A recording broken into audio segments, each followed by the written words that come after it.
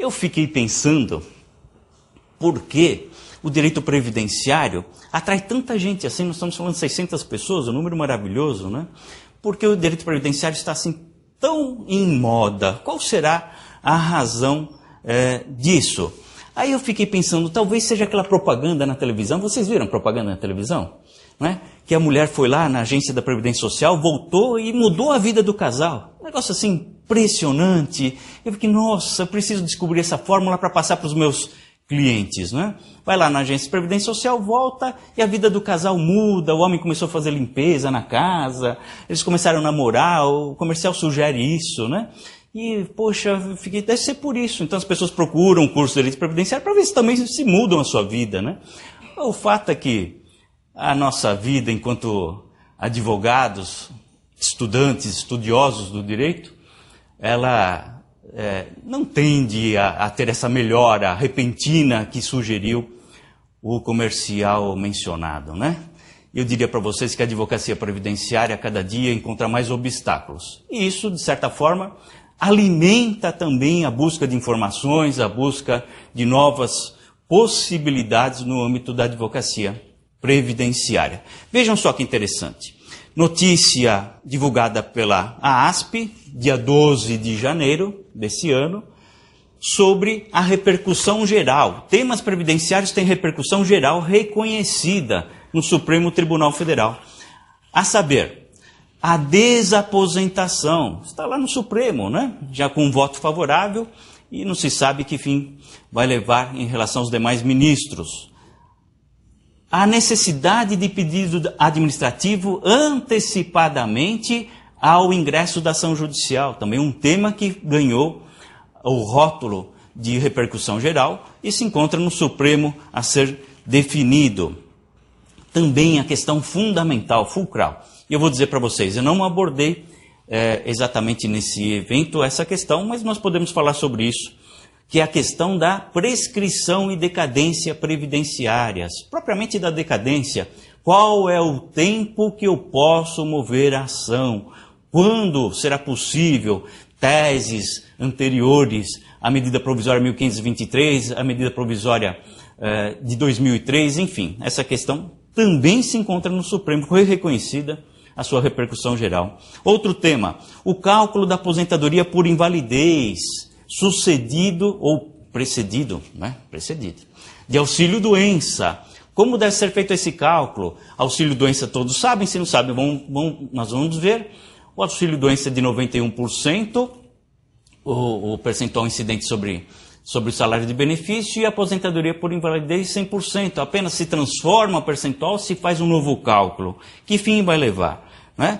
Também encontra-se no Supremo, foi já admitida a sua repercussão geral, se eu posso renunciar a um benefício em prol de outro, que não é propriamente a desaposentação, né? Se eu aplico a lei no tempo em que o cálculo era mais favorável ao beneficiário, também se encontra lá no Supremo Tribunal Federal.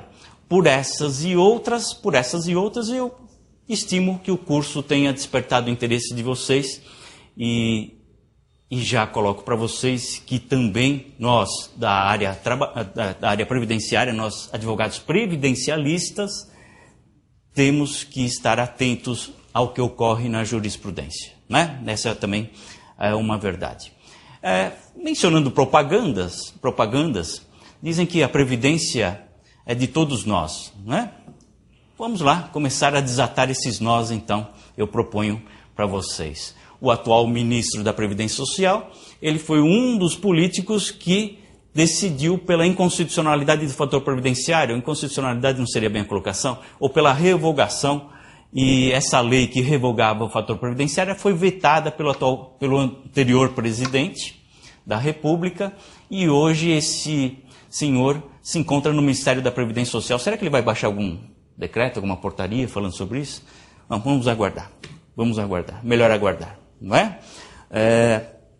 Assim, vou iniciar falando sobre Seguridade Social.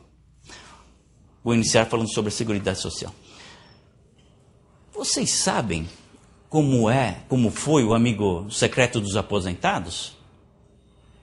Ué, o amigo secreto dos aposentados não tem presentes, sabiam? Aposentado não ganha nada, né? Bom, enfim, deixa para lá. Comecei bem para uma manhã chuvosa, não? Tá bom, vamos lá. Seguridade social, no conceito encontrado na Constituição da República, é o conjunto integrado de ações de iniciativa dos poderes públicos e da sociedade, destinadas a assegurar os direitos relativos à saúde, à previdência e à assistência social. A Seguridade Social, portanto, tem essas três vertentes. Previdência Social, da qual vamos nos ocupar neste evento. Assistência Social, do qual seu filho mais conhecido é justamente o benefício assistencial, ou o denominado LOAS. Né? LOAS por quê? Lei Orgânica da Assistência Social, a Lei 8.742. E, por fim, assistência à saúde, do qual seu filho mais conhecido é justamente o SUS. Eu noto uma preocupação em anotar, esse material estará disponibilizado para vocês, já está disponibilizado, inclusive, né? E hoje à tarde, o material do dia de amanhã já estará à disposição de vocês por meio do site que a doutora Daniele mencionou, www.adilsonsanches.adv.br. Assim, a Seguridade Social tem essas três vertentes. Aquela questão que a doutora Daniele passou para vocês é uma questão formulada num concurso público, e eu acho que a essa altura já é possível arriscar a resposta, não é? Havendo essas três vertentes, isso está baseado numa atividade fundamental do Estado. Portanto, pessoal, pelo amor de Deus, benefício não é vantagem, não chamem benefício de benesse, não é? Não é. É atividade fundamental do Estado. O Estado deve prestar essa atividade necessariamente. Aliás, cláusula pétrea, não pode ser de modo algum refugada, não pode ser desconsiderada, não pode ser modificada. Não é? Essa atividade fundamental, prestada pelo Estado, no que tange a parte previdenciária, ela tem uma base de custeio. E eu já coloco, como tenho dito nesses últimos meses, para não pensar que eu já estou para me aposentar, não é? Nesses últimos meses de magistério, essa questão é fundamental pelo seguinte: se há contribuição, há necessidade de exercício de atividade do Estado. Uma coisa está atrelada à outra. E vamos partir também do pressuposto, importante partir desse pressuposto, que é o seguinte: a contribuição é espécie de tributo, sim. A contribuição é espécie de tributo, sim. Se pairava alguma dúvida essa encontrada na doutrina, essa discussão, essa controvérsia, ela ficou afastada em face da súmula vinculante número 8 do Supremo Tribunal Federal, que definiu que se aplica ao prazo decadencial o CTN, o Código Tributário Nacional, recepcionado como se fora lei complementar, e não a Lei 8.212, chamada Lei de Custeio da Previdência, da Seguridade Social propriamente. Né? Por quê? Porque é uma lei ordinária, e o texto constitucional se refere que em matéria prescricional decadencial somente a lei complementar, princípio da reserva legal, poderá tratar. Assim, encontramos essas três vertentes. Tudo isso, pessoal, começou com um princípio, uma necessidade do Estado de socorrer o seu cidadão. Socorrer em razão do quê? Socorrer em razão dos infortúnios da vida, dos fatos que podem afligir a cada um de nós, a todos nós, de uma mesma população. Os infortúnios da vida. O que nós podemos definir? Que a base da Seguridade Social é justamente a solidariedade. Solidariedade, princípio da solidariedade importantíssimo ao conceito, ao estudo do direito previdencial. E o que é solidariedade? solidariedade nem precisa explicação. As imagens dos jornais atualmente, elas denunciam que é solidariedade. Basta ver o que está acontecendo lá no Rio de Janeiro, também em Minas Gerais, aqui em São Paulo também, lá em Piracicaba, uma cidade maravilhosa, né? Também temos os infortúnios da vida presentes e o princípio da solidariedade também se faz presente na ajuda de todos os irmãos. Por isso que no passado chamou de fraternidade, né? Aliás, historicamente encontramos esse princípio lá na Revolução Francesa em 1789, quando, de fato, essa ideia da necessidade de amparo ao cidadão, ela se manifestou de forma muito vigorosa. E, antes disso, na Inglaterra, em 1601, com a chamada Lei dos Pobres. Assim, encontramos um fato da vida que levará a uma situação de necessidade. Fato da vida, um infortúnio, que levará a uma situação de necessidade, da qual o Estado deve amparar, trazendo a sua prestação. Prestação essa que tem uma base de financiamento, no caso da Previdência Social, a contribuição previdenciária. Portanto, se eu contribuo à Previdência Social, deve o Estado me dar o devido amparo social, uma vez que essa contribuição é espécie de tributo de natureza vinculada. Leiam Geral da Taliba, hipótese de incidência tributária. É de natureza vinculada, exige uma prestação do Estado. Eu contribuo e exijo uma prestação do Estado. Não é? Há necessidade. É bem verdade que existe o princípio do equilíbrio financeiro e atuarial e assim por diante. O tema ele é muito mais complexo do que essas poucas palavras que eu utilizei. De todo modo, a ideia é essa. Infortúnio da vida, uma vez concretizado, levará a uma situação de necessidade que requererá a cobertura social, o amparo social manifestado em um benefício ou um serviço. Um benefício, obrigação de dar, um serviço, obrigação de fazer. Não é? Fiquei doente, levará a uma situação de necessidade. Estou incapacitado total e temporariamente para exercer atividade. Vou morrer de fome? Ora, morreria se o Estado não me desse um amparo. Que amparo é esse? Uma prestação previdenciária conhecida por auxílio-doença. Fiquei inválido, estou incapacitado total e permanentemente para o exercício de atividade. Permanentemente. Vou morrer de fome. Não tem jeito. Não é? Vou morrer de fome. O Estado deve me amparar. Vai amparar na forma de um benefício, também de um serviço, né? Mas vale destacar o benefício. Um benefício, qual é, pessoal? Aposentadoria por invalidez. Mas eu pergunto a você que respondeu, qual é o seu nome? Juviniana. A doutora Juviniana. Eu pergunto, será que R$510 para quem... 540 agora.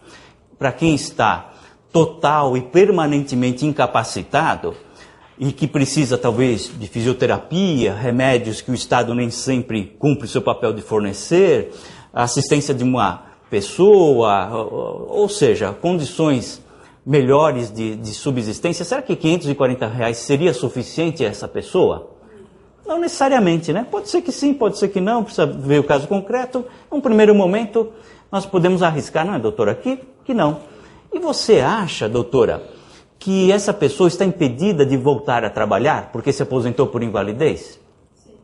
Ela acha que sim. Aliás, está expresso na lei, né? Está expresso. A Lei 8.213, ela coloca com bastante propriedade que o aposentado por invalidez não pode retornar ao trabalho. Por quê? Ora, porque se todo mundo que se aposentou por invalidez voltar ao trabalho, deixa de existir o benefício aposentadoria por invalidez. Perde a sua essência, não é?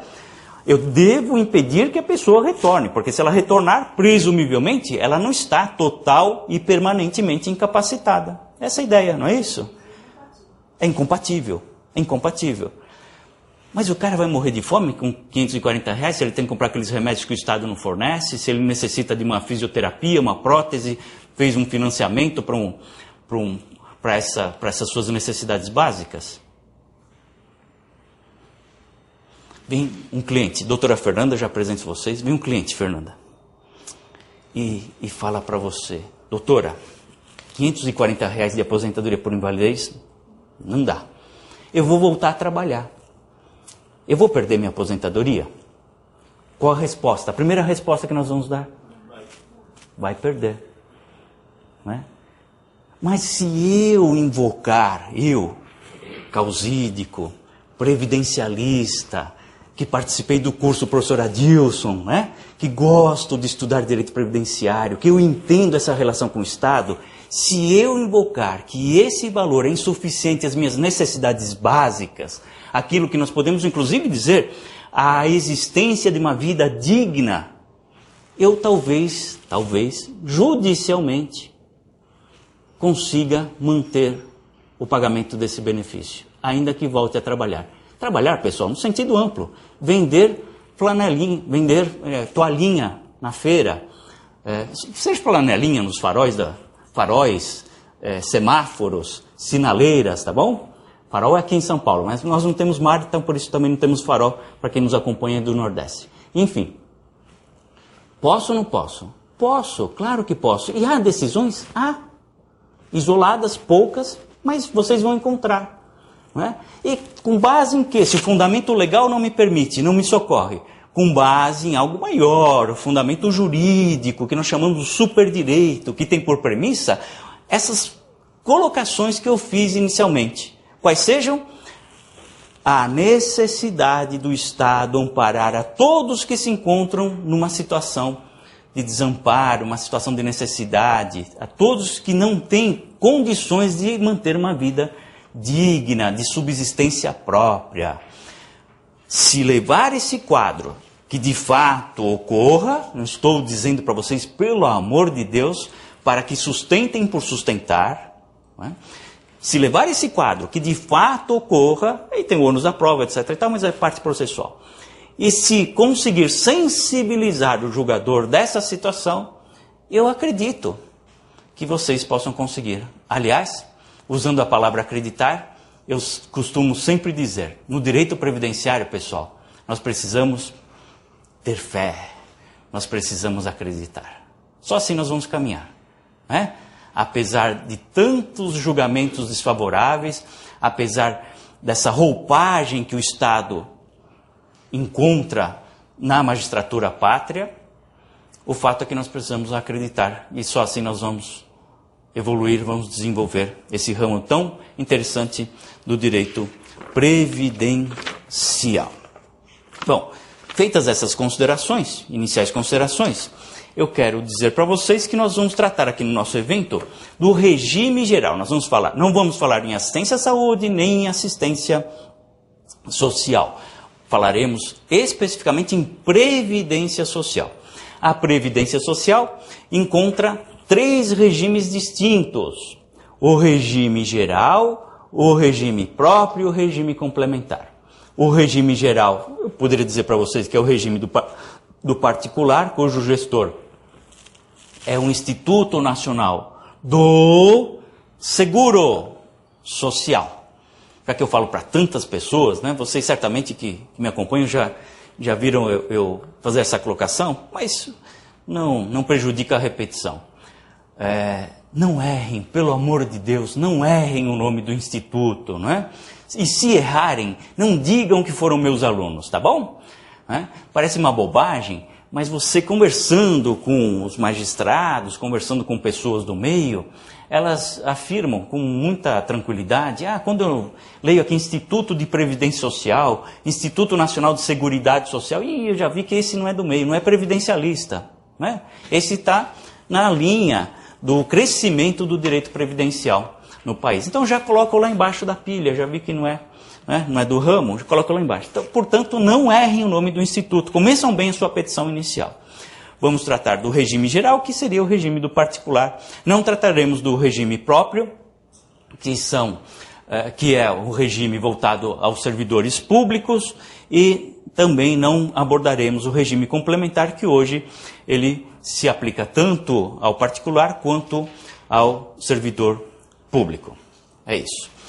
Bom, e quais são os benefícios previdenciários existentes?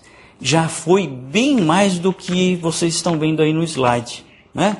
Hoje encontramos 10 benefícios, praticamente 10 benefícios, algumas variações, que são os seguintes: a aposentadoria por tempo de contribuição, que já foi chamada por tempo de serviço. Eu insisto em chamá-la ainda de aposentadoria por tempo de serviço, não vejo nenhum mal nisso.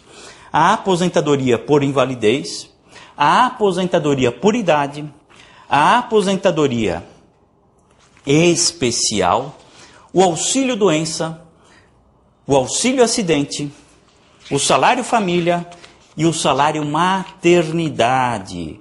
Esses benefícios são devidos aos segurados, porque eles se dividem, não é? Os benefícios devidos aos segurados e benefícios devidos aos dependentes. Há algumas variações aqui, pessoal. Eu poderia dizer, na aposentadoria por idade encontramos a compulsória, na aposentadoria por tempo de contribuição encontramos a proporcional. Eu deixei de mencionar o seguro-desemprego.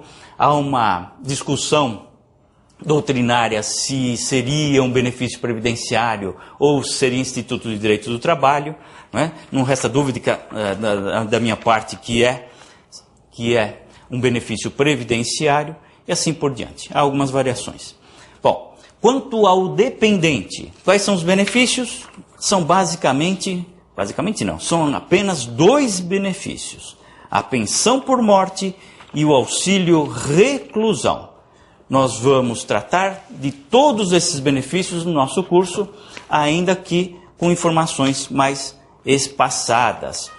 Eu necessito também fazer uma diferenciação entre os benefícios comuns e os benefícios acidentários. No passado havia uma diferença, benefícios diferentes, né? Benefícios distintos. Hoje são basicamente os mesmos benefícios, aqueles decorrentes de acidentes do trabalho, dos comuns. A diferença entre eles, na atualidade, resumidamente, seria a carência. O benefício decorrente de acidente de trabalho não requer carência, o comum requer carência. Mas o que é um benefício acidentário? Nos termos do artigo 19 da Lei de Benefícios, é o que ocorre pelo exercício da atividade a serviço da empresa ou pelo exercício do trabalho, provocando lesão corporal ou perturbação funcional, que cause a morte ou a perda ou a redução permanente ou temporária da capacidade para o trabalho. Vocês terão nesse evento mais informações a respeito. Fica só lançada a ideia que eu preciso distinguir benefícios comuns de acidentários. Mas hoje o valor, inclusive, é o mesmo. Também me cumpre abordar a questão do acúmulo de benefícios. Vocês encontram essa matéria no artigo 167 do Regulamento de Previdência Social.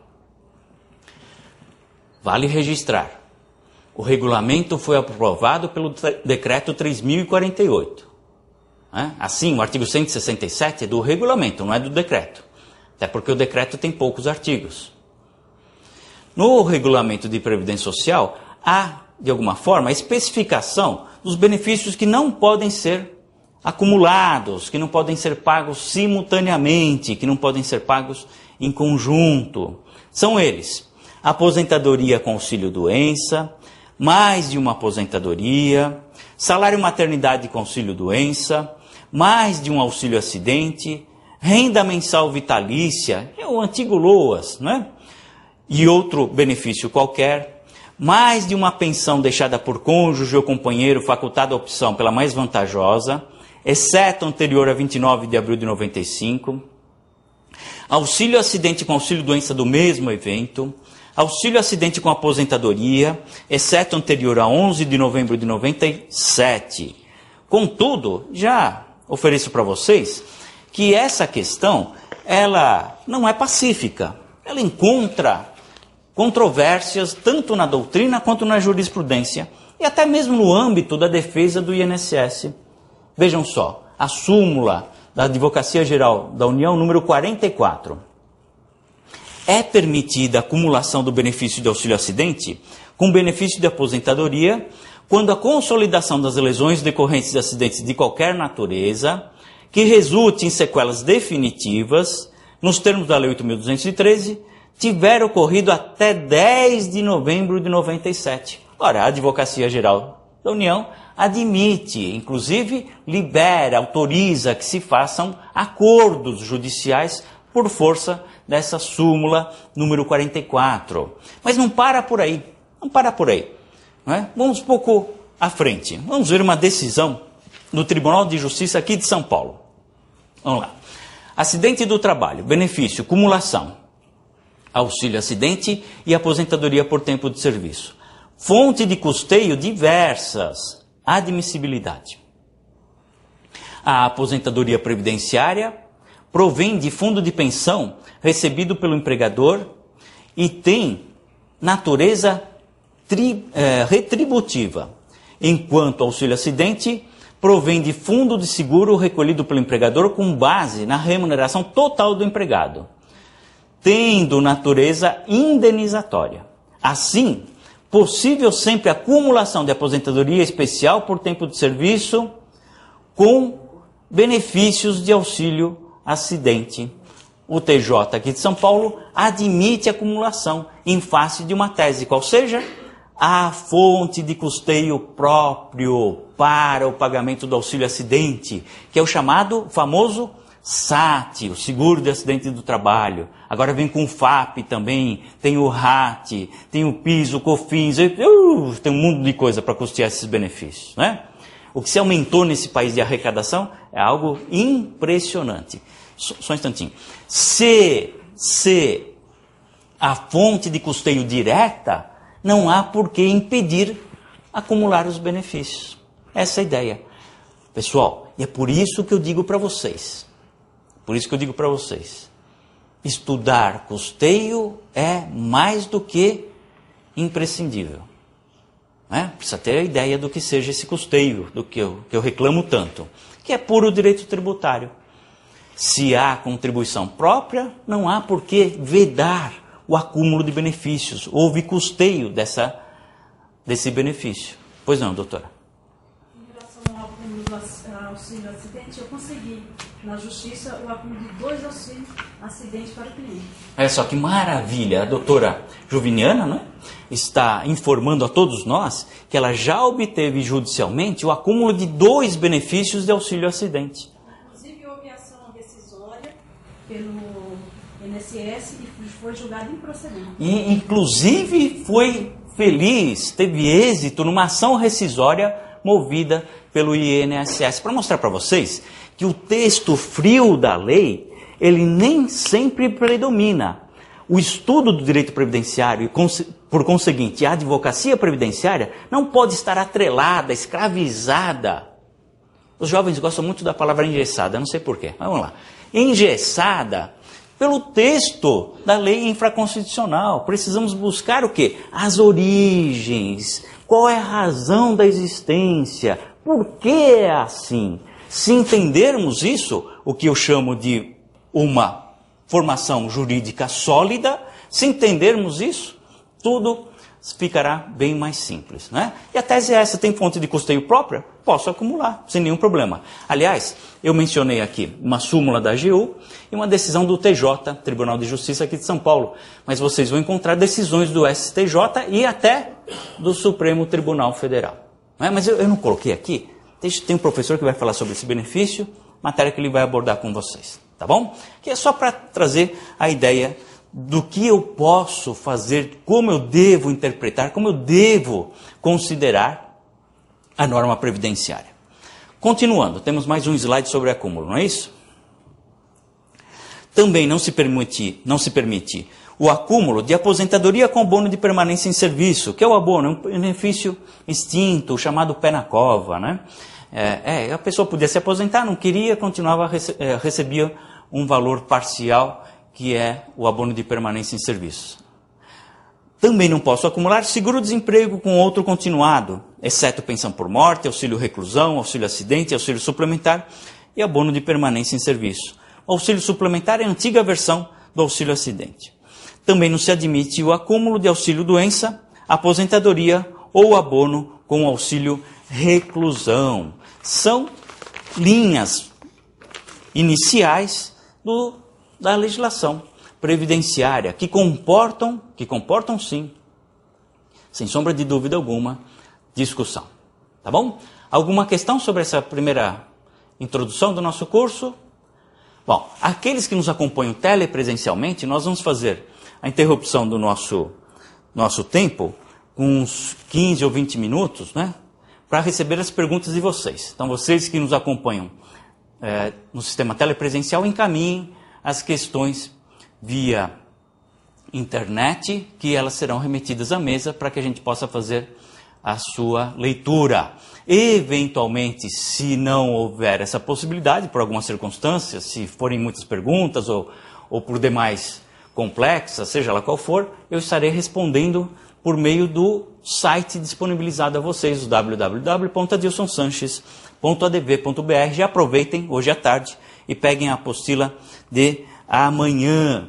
Aqueles que nos acompanham na sala ao lado, um forte abraço aos amigos que estão aí na sala ao lado. Né? Nós vamos fazer o sorteio do livro, tanto para essa sala, quanto o pessoal da sala ao lado, tá bom? Vamos lá, vamos continuar. Agora vamos falar do segundo tema.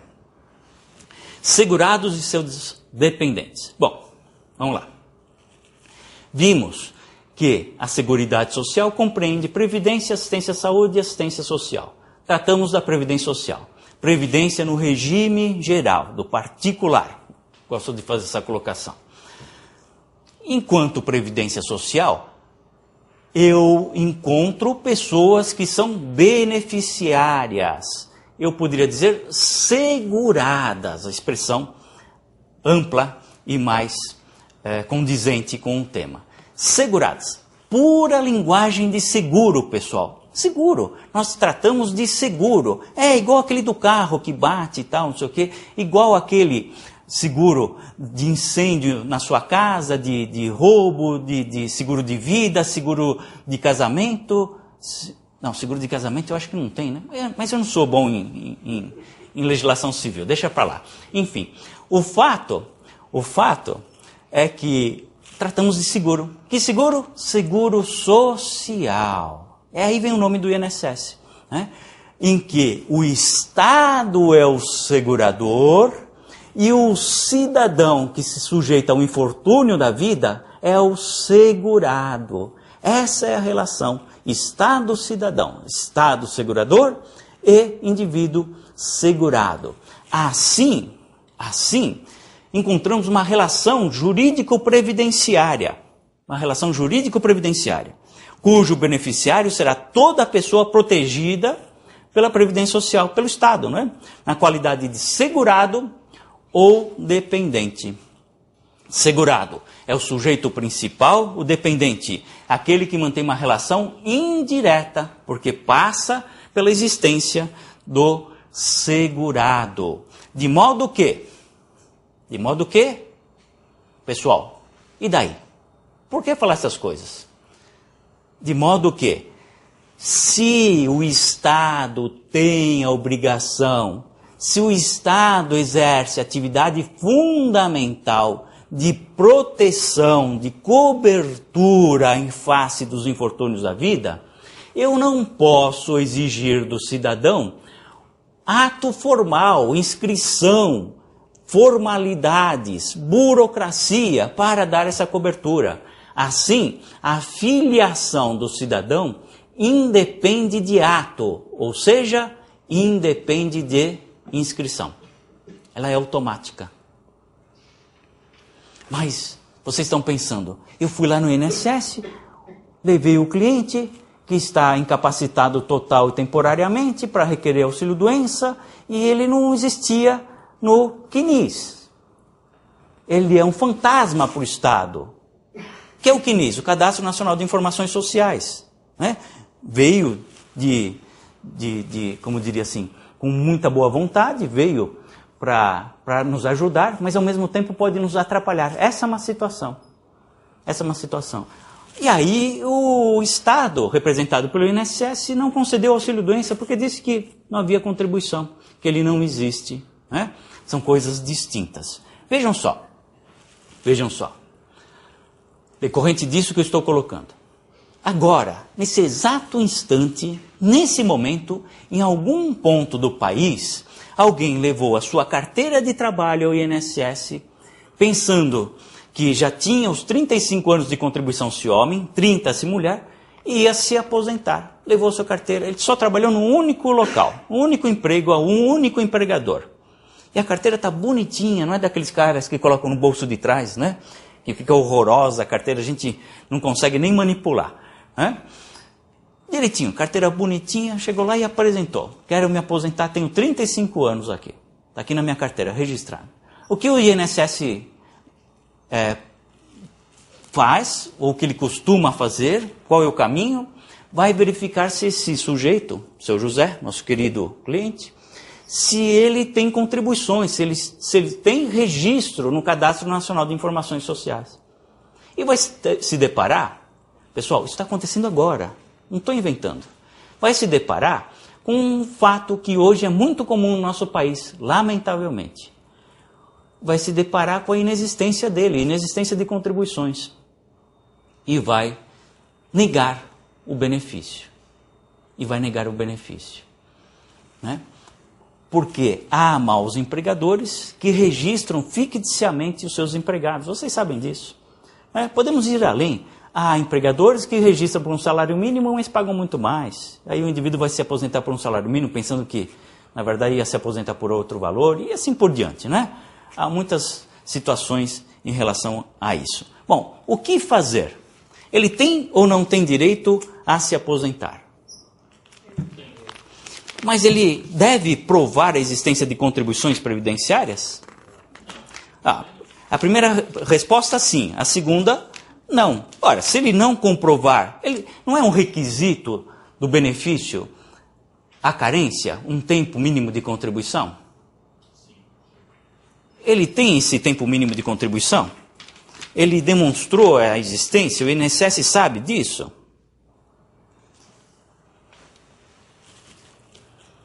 Que situação, né? Quantos e quantos não estão nessa situação? Quantas pessoas não se encontram exatamente de acordo com o que eu estou relatando para vocês? Né? Como eu resolvo isso? Eu resolvo simplesmente argumentando ao INSS que a carteira é válida? Como eu resolvo isso? Bom, eu resolvo de acordo com o dispositivo de lei que vocês devem anotar por importante, que é justamente o artigo 33, parágrafo 5º da Lei 8.212, a chamada Lei de Custeio, né? Plano de Custeio e Organização da Seguridade Social. Lei de Custeio, Lei 8.212. Que dispõe o seguinte, parágrafo 5º, já vou para o parágrafo 5º. O desconto de contribuição e de consignação legalmente autorizados sempre, vou insistir, sempre se presume feito oportuno e regularmente pela empresa a isso obrigada, não lhe sendo lícito alegar omissão para se eximir do recolhimento, ficando diretamente responsável pela importância que deixou de receber ou arrecadou em desacordo com o disposto nesta lei. Questão jurídica. Qual é a questão jurídica? Encontramos um sujeito passivo da obrigação tributária, que é o contribuinte, que é o empregado no nosso exemplo. Contudo, também encontramos um responsável tributário. O responsável tributário é aquele que vai fazer as vezes do próprio contribuinte. Não é? No caso da relação de emprego, e trato exclusivamente dela, o responsável tributário é o empregador. Ele retém e recolhe a contribuição previdenciária, estando obrigado a isso por força da legislação mencionada. Também da legislação tributária, combinada com o dispositivo apontado, né? O 33, parágrafo 5º da Lei de Custeio. Se ele deixa de fazer isso por alguma circunstância, seja qual for, má fé ou não interessa. Se ele deixa de fazer isso, esse fato não poderá prejudicar o trabalhador, o beneficiário, o segurado. Por quê? Porque pelo texto legal expresso, a contribuição se presume. Ela se presume. Não tem necessidade de comprovar a existência dos recolhimentos ou segurado. Ele tem necessidade de comprovar esse exercício de atividade econômica, porque isso, a existência dessa atividade, levará automaticamente, obrigatoriamente, necessariamente a uma filiação à Previdência Social, uma relação jurídica com o Estado. É o que basta para ele ter direito a se aposentar. Então, bonito, não é bonito? É lindo, né? Direito previdenciário é maravilhoso, arrepia, encanta, né? Tanto quanto a prática, né? Só que com efeito contrário, né?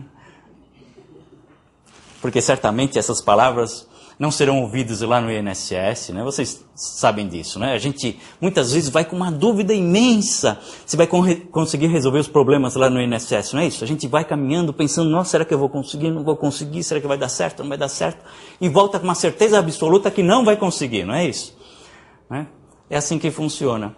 Aí aí resta o caminho judicial, resta a ação judicial. E é por isso que vocês estão aqui. E graças a Deus, né? Graças a Deus, esse país tem bons advogados. Graças a Deus. Porque o anterior, o outro, ninguém está preocupado. Lamentavelmente ninguém. Alguém viu discutir Previdência Social no debate ao cargo mais importante da República? Ninguém debateu, né? Alguém falou do fator previdenciário? Ninguém. E aquele que votou para revogar a lei, faz parte do executivo. Olha só a ideologia, a coerência das pessoas que administram esse país. Portanto, graças a Deus, que maravilha, né? Nós temos advogados nesse país, bons advogados. Só que também enfrentamos uma batalha judicial enorme, porque nem sempre o magistrado tem essa mesma sensibilidade. Mas tijolinho por tijolinho, semente por semente, nós estamos chegando lá. Alguma dúvida sobre isso? Portanto, pessoal, a inscrição, ela é despicienda, não há necessidade de efetuá-la, não necessita de ato formal. Embora, evidentemente, é claro, né? Obviamente, havendo, tudo fica mais fácil. A filiação é automática, exceto para um dos segurados, que é o antigo contribuinte em dobro, hoje chamado facultativo. Esse merece ato de inscrição formal, que vocês vão encontrar essa previsão no artigo 18 do Regulamento de Previdência Social. Para falar de tudo isso e de aspectos mais rotineiros, eu quero também frisar que vocês necessitam, como já apontado no slide da legislação indicada, que vocês necessitam, obrigatoriamente, quem já está aí no ramo sabe do que eu vou falar, mas são 600 participantes, eu preciso falar das coisas básicas também, né? Vocês necessitam, Alexandre, vou até mudar aqui para ficar mais bonito, isso, não é possível ficar mais bonito, Alexandre? Claro que é, olha. Vocês precisam da instrução normativa número 45, de 6 de agosto de 2010, do INSS. Não é? Imaginem só, a lei de benefícios tem cerca de 150 artigos. Cerca de 150 artigos tem a lei de benefícios. Eu resolvo todas as situações que se deparam no meu dia a dia com a lei de benefícios? Não. A minha rotina está baseada muito nessa frequência, nesse relacionamento com o INSS. Para isso, eu preciso conhecer a IN número 45. A IN número 45, pessoal, do próprio INSS, trata de um sem número de questões e situações do dia a dia que a lei muitas vezes não prevê. Assim, como fonte de direito, e atendendo o princípio da norma mais benéfica, se a instrução normativa for favorável ao seu cliente, ela predomina a lei. Nós temos muitos exemplos. Talvez o mais significativo foi aquele em que se admitiu a conversão de tempo de atividade especial, nós vamos tratar na última aula, em todo o período da existência de trabalho. A lei pairava alguma controvérsia, a jurisprudência era desfavorável, incrível. A jurisprudência era desfavorável, mas o INSS concedia. É bem verdade que não em todas as agências, que coisa incrível, né? Porque também a interpretação ou aplicação dessa IN não é uniforme, por incrível que pareça. Conforme a agência, pode ter uma solução diferenciada. O fato é que, para bem compreender essa relação, impõe-se o conhecimento da IN, que tem, eu mencionei, a Lei de Benefícios, cerca de 150 artigos, a IN tem exatamente 664 artigos. 664, muito mais do que a Lei de Benefícios. Né? Tenho em mãos a IN. Vocês podem encontrá-la no site da Previdência Social. Tá bom? Podem encontrá-la no site da Previdência Social. Dando continuidade, para ser segurado, portanto, há necessidade de manter essa relação jurídica que advém de um fato, que é justamente o exercício da atividade. Exerço a atividade e me sujeito aos infortúnios da vida, o Estado deve me amparar, atividade fundamental. Mas, se eu deixar de contribuir à Previdência Social, se eu deixar de exercer a atividade propriamente, eu perderei essa condição. Eu perderei a qualidade de segurado. A lei prevê também essa situação no artigo 13 do Regulamento de Previdência Social. Quais são as hipóteses de perda da condição de segurado? A doutora Daniele vai mencionar para vocês enquanto eu tomo uma água. Mantenha a qualidade de segurado, independentemente de contribuições. Sem limite de prazo, quem está em gozo de benefício. Até 12 meses após a cessação das contribuições, o segurado que deixar de exercer atividade remunerada, abrangida pela Previdência Social, ou estiver suspenso ou licenciado sem remuneração.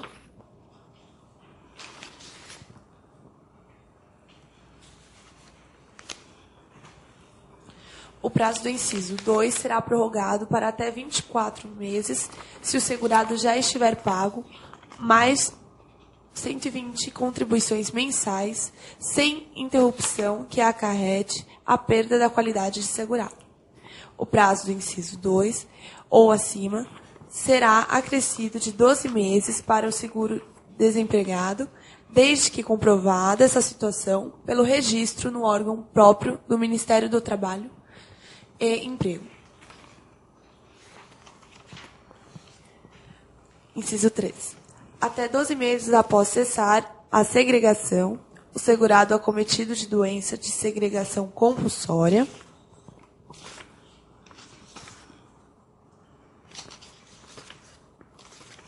Inciso 4. Até 12 meses após o livramento, o segurado retido ou recluso.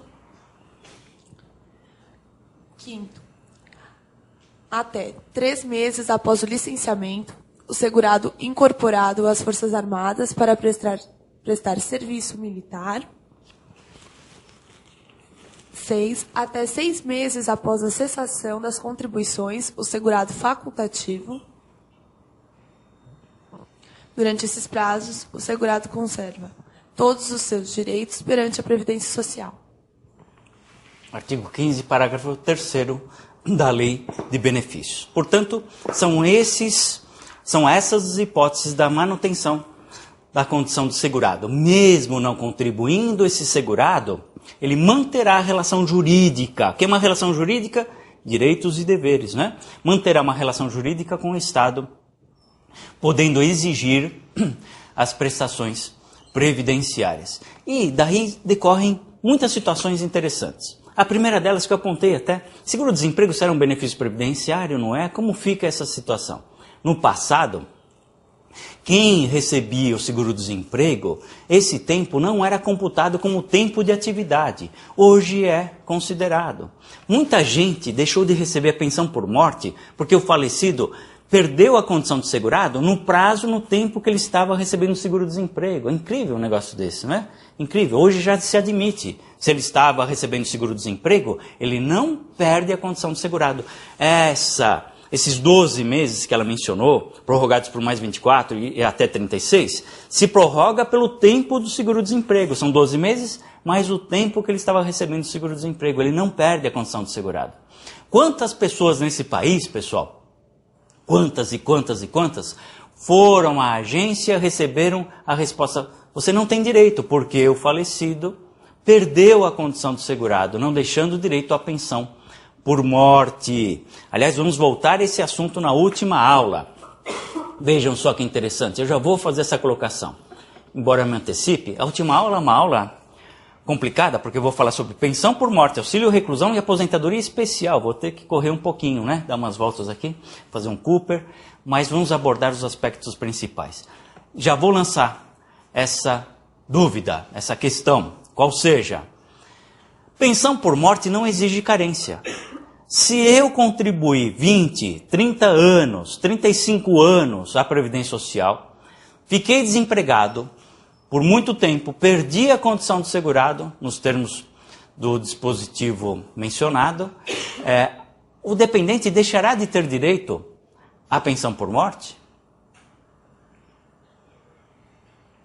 Bom, se for lá no INSS e o falecido não era mais segurado na data do óbito, a resposta é positiva. Ele deixará de ter direito à pensão por morte. Quero saber de vocês, mas vocês vão me falar no último dia de aula, tá bom? Imagine, alguém que contribuiu por 29 anos e alguém que contribuiu por 35 anos. Homem.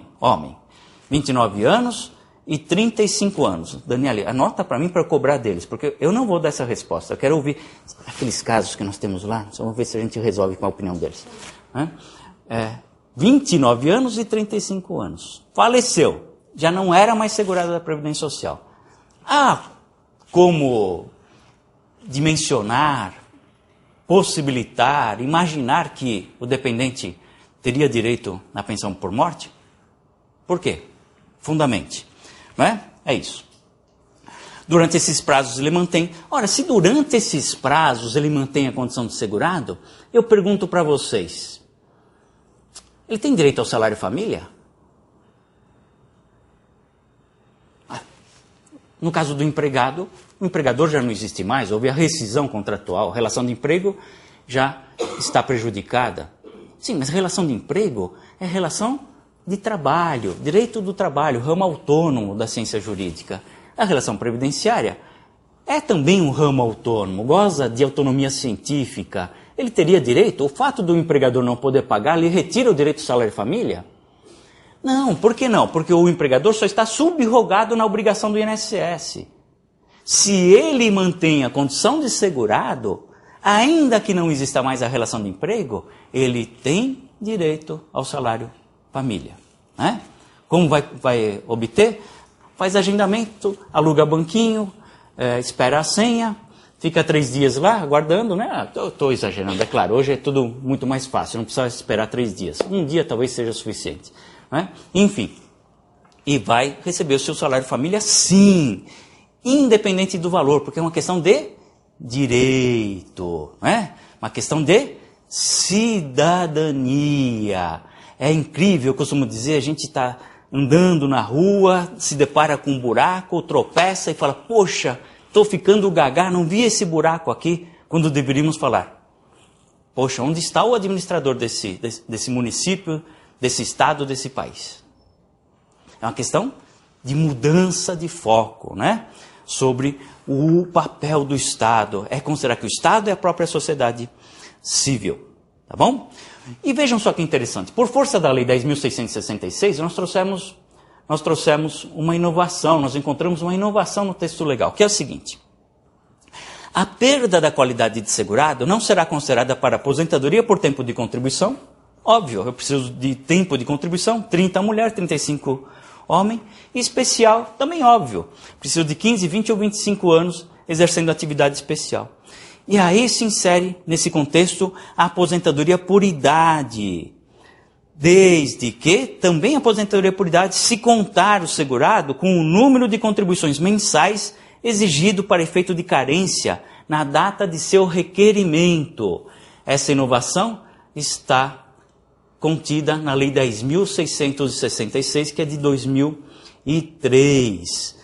Ora, se para a aposentadoria por idade a perda da condição não é, se a aposentadoria por idade, a perda da condição do segurado não é importante se ele contribuiu o tempo necessário, que a gente vai estudar agora a carência, se ele contribuiu o tempo necessário para obter o benefício, por que será importante para a pensão por morte? Posso aplicar analogicamente? Ah, mas isso é aquela questão que nós colocamos, né? Eu não posso falar sobre isso, que vocês vão ter que resolver essa situação. Mas pensem nisso. Pensem nisso. Não é? Aliás, o Instituto Perda da Condição do Segurado é moribundo. Está indo embora. Não há razão de existir. Não há razão de existir no meu modo de entender. Ainda, se eu perco a condição do segurado, contribuindo com 1/3 do número de contribuições exigidas para o benefício, que é a carência, eu recupero o tempo de contribuição anterior a essa perda. E olha só que interessante também, não, só um pouquinho, Daniele. Olha só que interessante, eu também quero provocá-los, porque eu faço algumas provocações. Eu também quero provocá-los e vou perguntar para vocês o seguinte: nessa ótica, nessa visão do direito previdenciário, o Estado oferecendo a cobertura social obrigatória, o governante, ele não pode se eximir, não é? Aliás, o governante sabe disso, né? Ele cumpre piamente seu papel, assistência à saúde, social, previdência social, sem problema nenhum. Mas vamos imaginar que um dia no nosso país o governante não considerasse isso, não soubesse do seu papel de exercício fundamental do que a Constituição propõe ao Estado, ele como chefe de governo. Né? Vamos imaginar que ele pudesse algum dia não mapear áreas de risco, não que isso vai ocorrer no nosso país, que ele pudesse algum dia não capacitar os profissionais da medicina, não erradicar doenças, né? Vamos imaginar que isso pudesse acontecer. Vamos imaginar. E eu me acometi de uma doença, fiquei doente, né?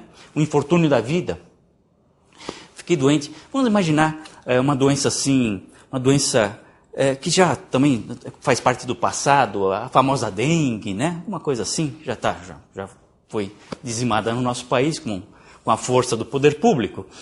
E por ocasião de contrair essa doença, eu não posso trabalhar. Não posso sair de casa, tenho dores, não consigo me movimentar, estou acamado, enfim, não posso trabalhar. O empregador caracterizou abandono de emprego. Vocês vão dizer, isso é um absurdo, não pode, né? Porque está doente e não pode caracterizar abandono de emprego. Ora, se ele está doente e não pode caracterizar abandono de emprego, eu pergunto, pode perder a condição do segurado?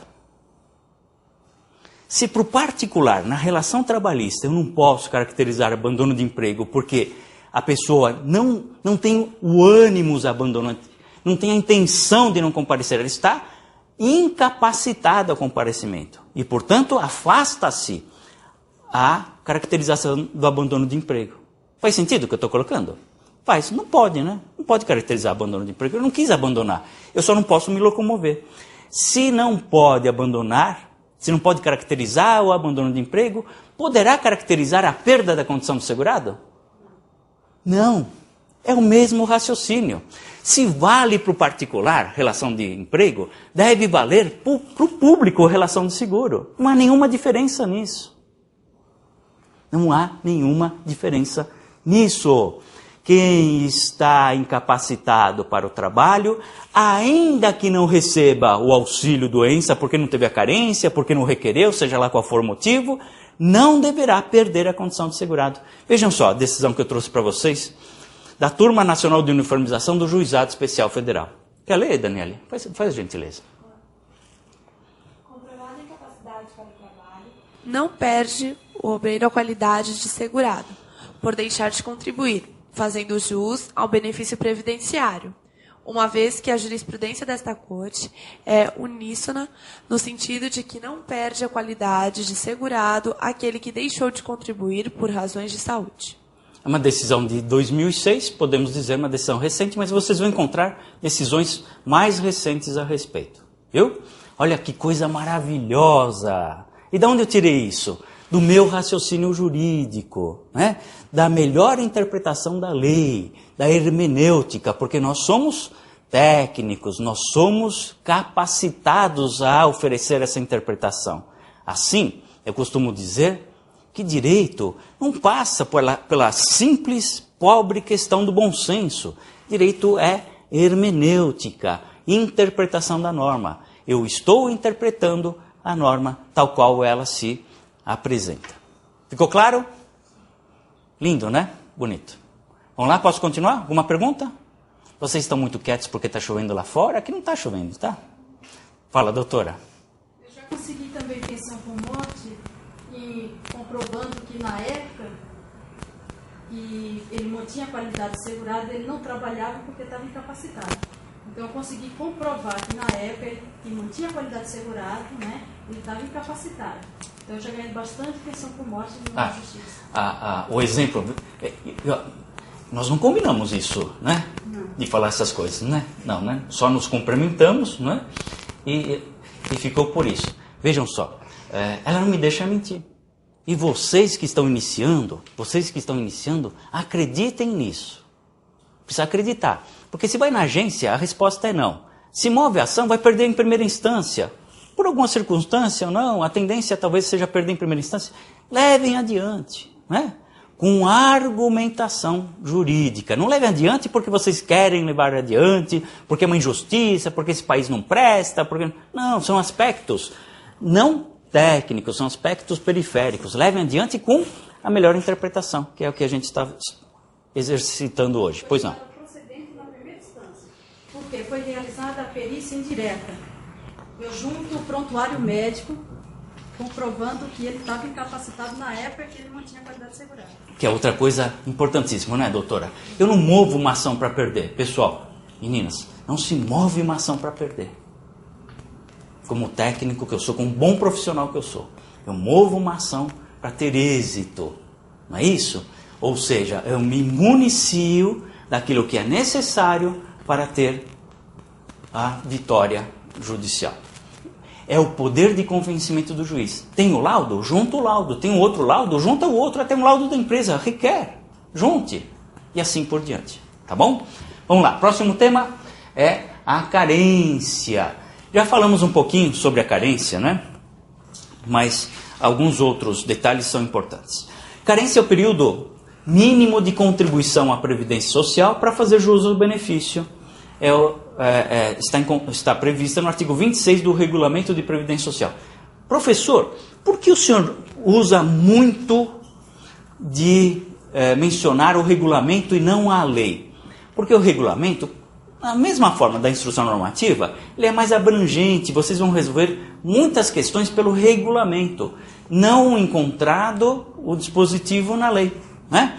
Quando a lei for mais favorável, ótimo, usem a lei. Quando o regulamento for mais favorável, o regulamento se impõe.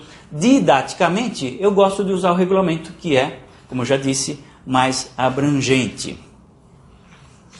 De modo que, para ter direito a um benefício previdenciário, já que encontramos uma relação contributiva, eu necessito contribuir à Previdência Social. São os seguintes prazos ou períodos de carência. 12 contribuições para auxílio-doença e aposentadoria por invalidez, 180 contribuições para aposentadoria por idade, tempo de contribuição especial, 10 contribuições para salário maternidade, no caso de contribuintes individuais, especial e facultativas, reduzida em caso de parto antecipado em número de contribuições equivalente ao número de meses em que o parto foi antecipado. Eu ia fazer alguns exercícios, mas talvez vou deixar para amanhã. Uma contribuição não é necessariamente um mês. Uma contribuição pode ocorrer no último dia do mês. Será uma contribuição que terá força como se fosse um mês. Né? Por isso que falamos contribuições mensais. Na verdade, uma contribuição decorrente, é uma contribuição relativa a um determinado mês. Mas ela não necessariamente representará a contribuição de todos os dias trabalhados nesse mês. Fui admitido no emprego no dia 31, contribuí um dia nesse mês, eu tenho uma contribuição. Tá bom? Diferentemente, é o tempo de serviço. Como eu conto o tempo de serviço? Tempo de serviço eu conto de data a data. Ingressei na empresa dia 1º, saí dia 5. Quantos dias eu trabalhei? Se eu fizer a subtração 5 menos 1, encontro 4 dias. Está errado. Eu tenho 5 dias de trabalho. 1, 2, 3, 4, 5 do dia 1º ao 5º dia. É assim que se conta. Portanto, a contagem para a carência 1, para o tempo de serviço ou de contribuição, se vocês preferirem, é outra. Vamos ainda voltar a falar sobre carência no dia de amanhã e tenho certeza que os professores também vão abordar esse tema futuramente. A carência, ela era de 60 contribuições até o advento da Lei 8.213 de julho de 91, que é a Lei de Benefícios. Com a Lei de Benefícios, essa carência passou a ser de 180 contribuições para as aposentadorias, né? Como nós vimos ainda há pouco. Triplicou. Por que triplicou? Os mais jovens talvez não saibam disso. Porque 60 contribuições equivale a 5 anos. É errado falar em anos, como eu acabei de mostrar para vocês, mas para ser didático, equivale a 5 anos. Nesse país, era muito comum, especialmente as mulheres, né? Sempre as mulheres, né? Especialmente as mulheres, com 55 anos de idade, nunca trabalharam, naquele tempo não se trabalhava, a mulher optava por ficar guardando dos filhos, né? Guardando do lar, né? Com 55 anos, ela fazia uma inscrição, aqui em São Paulo isso foi muito comum, na prefeitura como costureira. Estava isenta de imposto municipal, de obrigação acessória, né? Só fazia a inscrição. Contribuía à Previdência Social por 5 anos e com 60 anos de idade se aposentava por idade. O tempo mudou, as pessoas conseguem viver mais do que antes da década de 90 e teve que acompanhar também a mudança da legislação. E é por isso que se triplicou essa carência. Contudo, quando ocorreu essa mudança na lei, se criou uma regra de transição. Vão se acostumando. O direito previdenciário é cheio de regras de transição, que é a que vocês veem exposta aí. A cada ano, um período de carência para quem já estava afiliado à Previdência Social em julho de 91. 24 de julho de 91. Nesse ano de 2011, é por isso que eu destaquei, a carência passa a ser uma só, 180 contribuições. Nesse ano de 2011, porque já abrangeu o período total. Mas vejam que interessante. Eu vou me aposentar por idade. Perdi a condição de segurado, mas hoje eu tenho 65 anos se homem, 60 se mulher. Tenho a carência? Bom, se eu contribuir de acordo com essa regra de transição, eu tenho a carência. Qual que eu vou aplicar? A de 2007, quando eu deixei de trabalhar? Qual que eu vou aplicar? A de 2011, que eu requeri o benefício? No momento da aquisição do direito? No momento da suposta aquisição do direito, bem colocado. Complementar o requisito de idade. Doutora Juviniana foi firme aí, né? Eu devo aplicar a carência na data em que eu completar o requisito idade e não na data de requerimento. Por quê? Porque o direito adquirido se caracteriza no momento que eu completar a idade com o pressuposto maior, acompanhado da carência. Em que data? Quando eu completar a idade. Não é? Como a perda da condição de segurado não tem nenhuma influência, e como o requerimento deve ser efetuado pelo segurado, ele não é automático, o INSS não liga lá para nós, ô fulano, você já pode se aposentar por idade, vem aqui receber o seu benefício, estará depositado hoje à meia-noite, só me indique por gentileza a sua conta bancária, e não fazemos empréstimo consignado, hein? Nesse país isso não existe, porque sabe lá, né? Dá margem à fraude, vão usar o seu cartão, o neto vai comprar um carro com empréstimo, né? Então aqui nesse país é sério, a gente não faz isso aí não. Né? Qual é a data? A data em que completar a idade e não a data do requerimento. Já que a perda da condição é irrelevante, já que o requisito, o pressuposto maior é a idade que ofereceu o nome ao benefício, aposentadoria por idade. Pessoal, talvez vocês não tenham ideia, vocês que estão aí nessas quase 60 cidades nos acompanhando, passem e-mail sobre esses casos concretos de alguma ocorrência na sua cidade, né? Mas eu tenho já há algum tempo a oportunidade de fazer cursos telepresenciais para todo o país, e o que eu recebo de informação, aqui na minha cidade não é assim, aqui a gente não consegue, né? Ora, é assim mesmo. Para isso é que se tem a prestação jurisdicional e bons advogados nesse país. Então, com ação judicial, deve conseguir. A jurisprudência hoje é favorável. Bom, mas nem todos os benefícios requerem carência. Quais são os que não requerem? A pensão por morte, o auxílio reclusão, o salário família, o auxílio acidente, o salário maternidade, no caso da empregada, da trabalhadora avulsa e da doméstica, vamos falar melhor amanhã, e os benefícios acidentários. Esses benefícios não requerem carência. Tá bom? Alguma dúvida? Tá muito rápido? Tá dando para acompanhar? Tá, né? Tá bom. São informações básicas, eu acredito que suficientes ao estudo num curso de férias, né? Até pensei em vir com minha chinela, meu chinelo, daquela marca famosa, né? Daquela, né? Mas enfim, eu preferi depois colocar a paleta da gravata, fica um pouquinho mais formal. Último tema no dia de hoje, os segurados e as contribuições respectivas. Bom, falei tanto da importância de se conhecer como se contribui à Previdência, o que é esse instituto, né? Como eu devo invocá-lo para a obtenção do benefício. Aliás, quero antecipar a vocês que estaremos iniciando um curso de especialização lá em Presidente Prudente. Um forte abraço aos amigos da região. Já no próximo mês de fevereiro, um curso de especialização em Direito do Trabalho e Previdenciário pela nossa querida ESA. Eu serei o coordenador do curso. Faço essa informação como sendo uma boa notícia, mas acompanhado de uma má notícia, né? É que as inscrições estão esgotadas. Aliás, ficou um bom número de pessoas aguardando o novo curso. Também já informo para vocês, para quebrar um pouquinho o gelo, fazer uma propaganda, sempre é bom, né?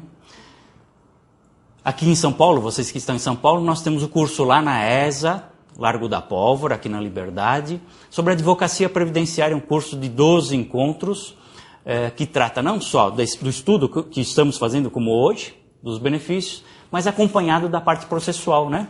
Que aqui nesse evento nós não vamos ter. Teremos sim, aqui na ASP, na nossa querida ASP, 2 cursos programados esse semestre, que é o curso de prática forense, mais para o final do semestre, possivelmente, ainda não está agendado, e o curso da via administrativa, atuação na via administrativa, advocacia previdenciária administrativa. Quem desejar, acompanhe, ainda não está agendado, mas acompanhe, nós vamos estar propiciando esse curso. Eu queria também colocar para vocês o seguinte: vocês todos que acompanham aqui presentes e também telepresencial, indiquem sugestões, né, de eventos, de cursos, de temas que vocês acham interessantes, para que a gente possa sugerir à ASP e, quem sabe, fazer disso algo concreto. Eu pensei no fator previdenciário. Recentemente foi julgado inconstitucional uma decisão isolada.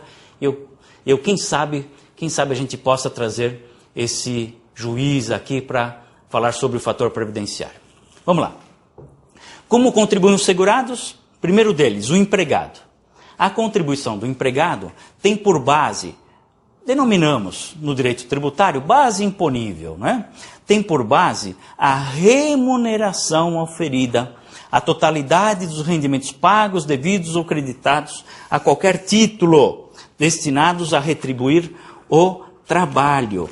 E aí impõe-se o conhecimento do texto constitucional, que, aliás, eu não mencionei de forma vergonhosa da minha parte no início da exposição. Aqueles eventos que indicam os infortúnios da vida, vocês encontrarão no artigo 201 da Constituição da República.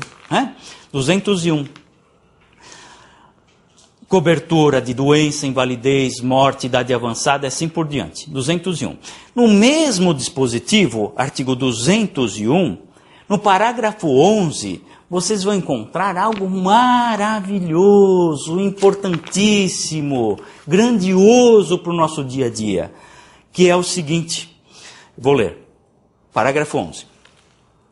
Os ganhos habituais do empregado, a qualquer título, serão incorporados ao salário para efeito de contribuição previdenciária e consequente repercussão em benefícios, nos casos e na forma da lei. Ora, a lei deve contemplar essa hipótese, porque o texto constitucional exige.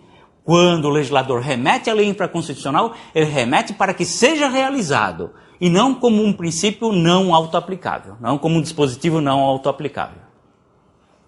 De modo que, por esse dispositivo, vocês também notam a necessidade de considerar que, se houve contribuição, haverá obrigatoriamente repercussão no cálculo do benefício. Vamos falar amanhã sobre o 13º salário. Querem estudar um pouquinho sobre isso para a gente amanhã discutir? Peguem então, façam uma leitura hoje à tarde, para amanhã a gente discutir essa questão. Exatamente do artigo, amanhã nós vamos falar sobre salário de contribuição, salário de benefício. Exatamente do artigo 33...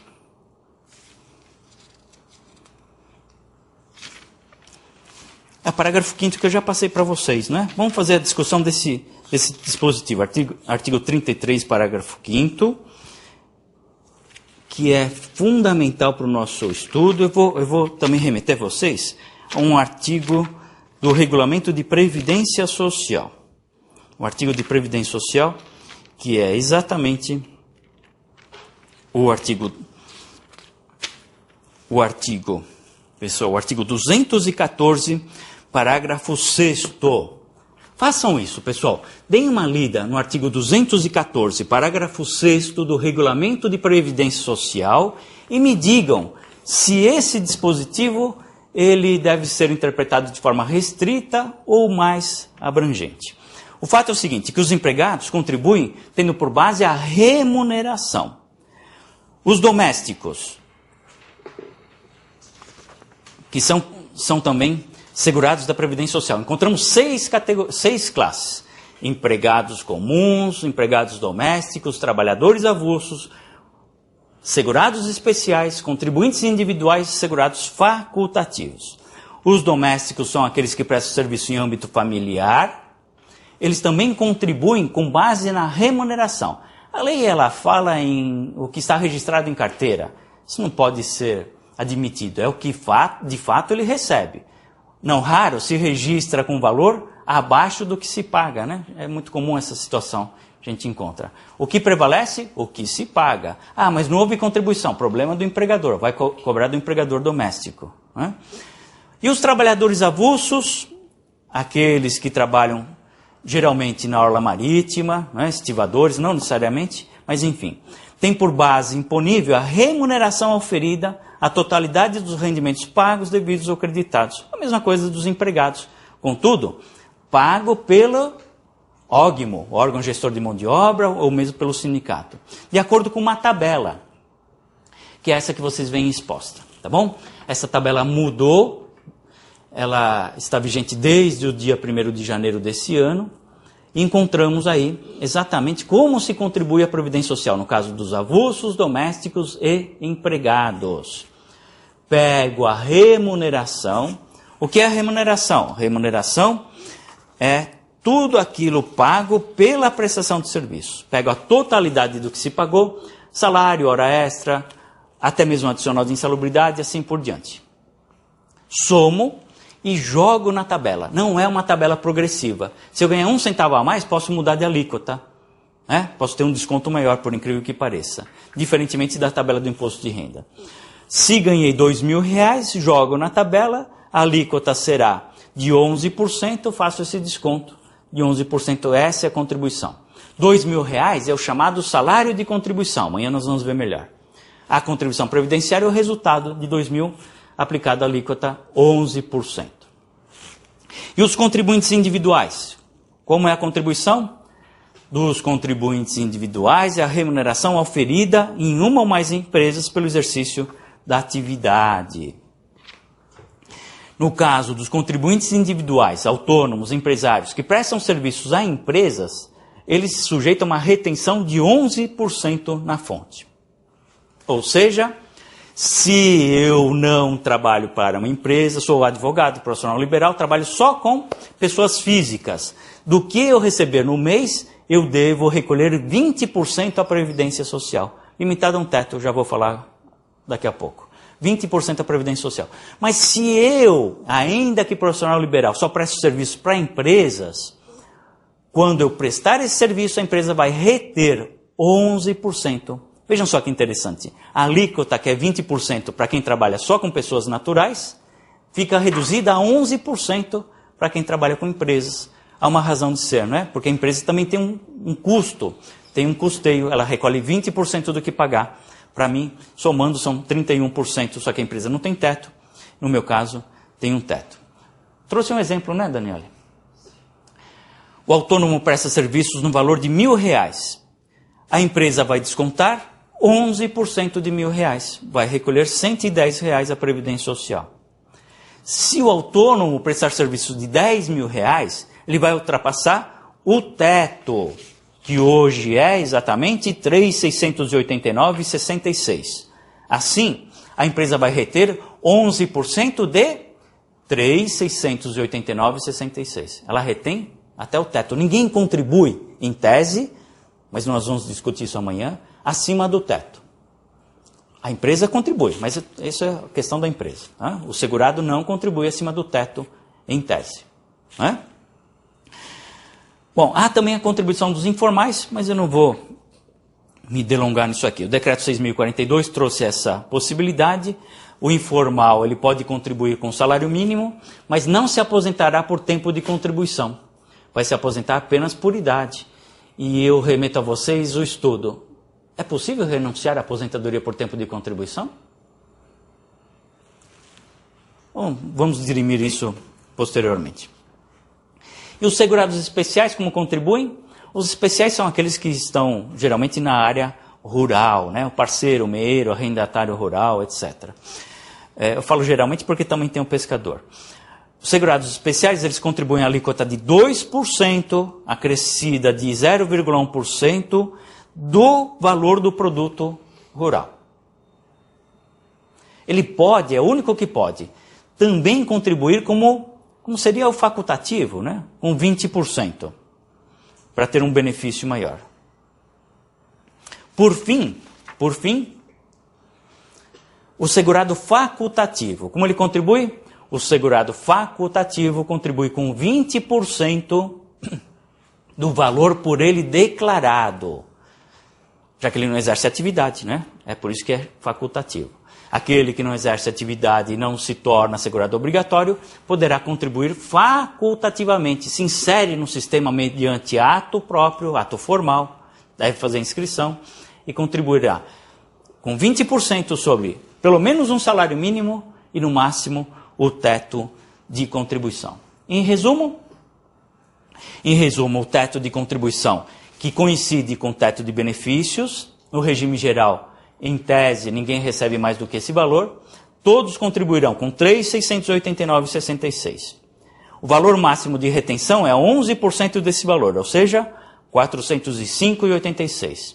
E o valor máximo de contribuição é de 20% do teto, ou seja, R$ 737,93. Não são valores baixos. São valores baixos? Não, né? A média de benefícios paga nesse país é em torno de R$ 700, no regime geral. Né? Não são valores baixos, são valores significativos. Até por isso, e considerando que é um tributo de natureza vinculada, exige uma prestação, temos aqui o coração, a alma dessa relação. Há contribuição? Deve haver benefício. Moveu a ação trabalhista, ganhou aquela hora extra, deve a hora extra repercutir no cálculo do benefício. Ah, mas a Procuradoria não participou. Hoje participa, inclusive. Mas independentemente de ter participado da relação processual trabalhista, não importa. Deve fazer parte do cálculo do benefício. Sempre limitado ao teto, né? Já contribuía pelo teto, ganhou as horas extras, nenhuma influência terá. Amanhã nós vamos voltar a esse assunto quando tratarmos do salário de contribuição. Foi bom para vocês? Alguma questão final? Não? Espero que as informações tenham sido válidas, né? Nosso primeiro dia. Amanhã nós vamos voltar a falar sobre contribuição, sobre cálculo de benefício. Eu trouxe hoje, eu sabia que não ia usar, mas eu trouxe, ela me acompanha, é a minha paixão. A minha velha e boa maquininha de calcular. Se vocês desejarem amanhã trazer, talvez seja oportuno. Eu não preparei exatamente um cálculo com passo a passo, com detalhes, tá bom? Nosso tempo é exíguo e nós temos um curso aqui só de cálculos, né? Que a gente já ministrou no final do ano passado e deve repetir esse curso. De qualquer forma, se quiserem trazer, talvez a gente possa fazer uso da nossa maquininha.